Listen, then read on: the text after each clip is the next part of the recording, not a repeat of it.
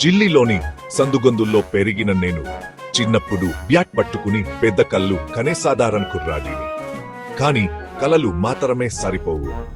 తెల్లవారుజామున లేచి సాధన చేయడం నా కుటుంబం చేసిన త్యాగాలు. అవే నా క్రికెట్ ప్రయాణానికి నిజమైన ప్రారంభం. మా నాన్నే నాకు పెద్ద హ్యాండ్. లోకం నమ్మకపోయినా ఆయన నన్ను నమ్మారు. ఆయన చనిపోయినప్పుడు నేను చాలా బాధపడ్డాను. కానీ నేను ముందుకు సాగాలని నాకు తెలుసు. నా కోసమే కాదు, ఆయన కోసం కూడా. ఆ రోజు నేను సెంచరీ కొట్టాను. కట్టల్లో నీళ్లతో బ్యాట్ ఆకాశం వైపు ఎత్తాను.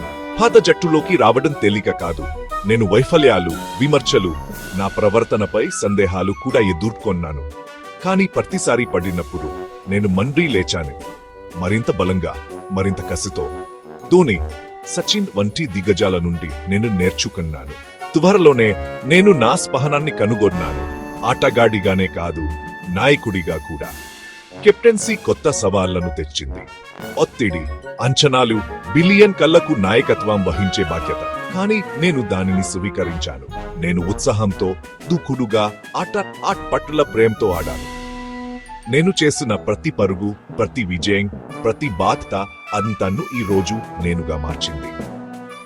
క్రికెట్ నాకు అన్నీ ఇచ్చింది. కానీ ఇది రికార్డులు లేదా ట్రోఫీలు మాత్రమే కాదు.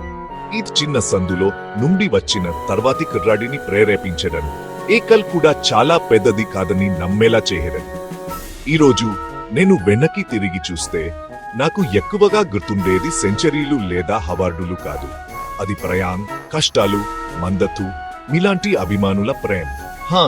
అదే విరాట్ కోహ్లీ నిజమనక నమ్మండి, ఈ ప్రయాణం ఇంకా చాలా దూరం ఉంది.